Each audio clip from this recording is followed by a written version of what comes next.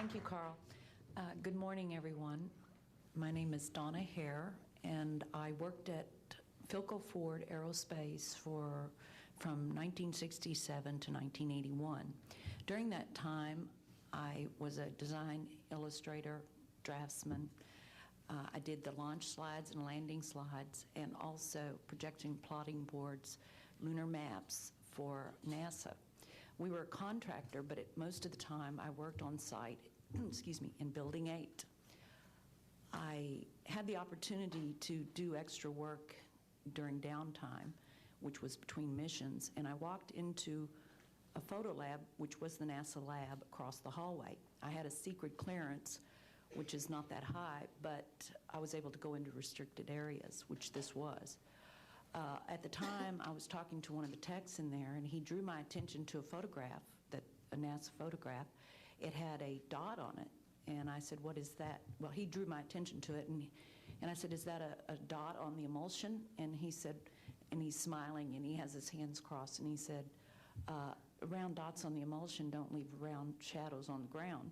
And this was an aerial photograph of the Earth, I'm assuming the Earth, because it had pine trees on it, and the shadows of the craft, or whatever it was, were in the same angle as the trees.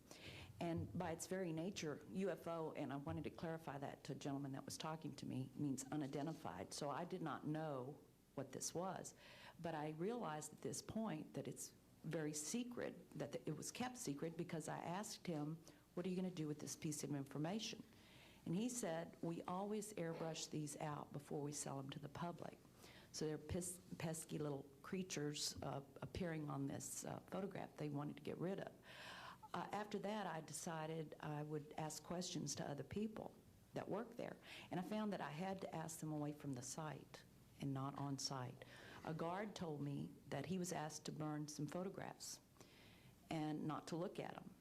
And there was another guard guarding him, who was in green fatigues, watching him burn the photographs. And he said he was too tempted. He looked at one, and it was a picture of a UFO, and he was very descriptive. I can go into that later with anyone. He immediately was hit in the head, and he had a big gash in his forehead. He was knocked out, and he's terrified, so he would have to be protected. Another incident, I knew someone in quarantine with the Apollo astronauts. He told me that the Apollo astronauts saw craft on the moon when we landed, and that is what he told me. And he also was afraid. He said that the astronauts are told to keep this quiet. They're not allowed to talk about it. So I do want to let you know that I worked out there for a number of years, and I ran into this. So it's not something everyone knows that works out there for a long time. My boss didn't know about it. Some people that sat right next to me didn't know about it. It's very strange, because I don't know how they can do it, but they can let some people know about it and then others not. I'm willing to testify before Congress that what I'm saying is true, and thank you very much.